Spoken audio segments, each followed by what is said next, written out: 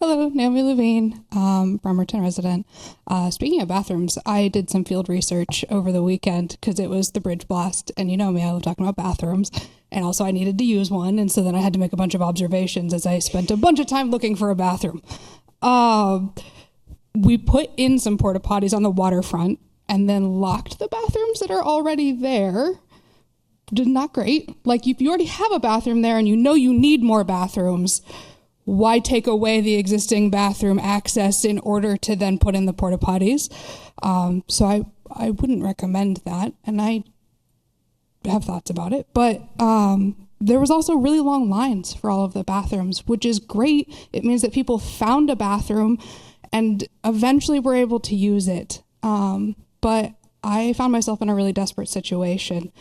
We're friends, TMI, but no big deal. And I found myself really desperate. I really needed a bathroom, and I was down by the waterfront, and I was like, there are at least a couple dozen people waiting for these porta potties, and it's going to take me a really long time to get in.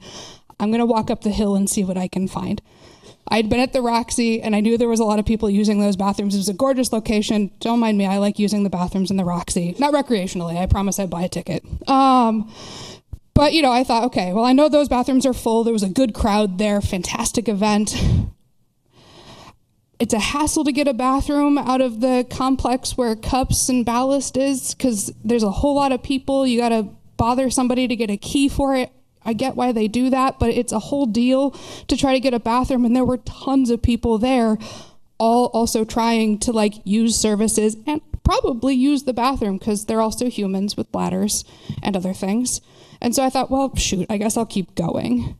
And super fortunate for me, I had bought a house several blocks further away from there very recently that does actually have a functioning toilet. So where I started at, where the bridge blast was going to be happening, I then left my husband and mother-in-law there to walk across town behind the planetarium to use that bathroom because there were lines everywhere.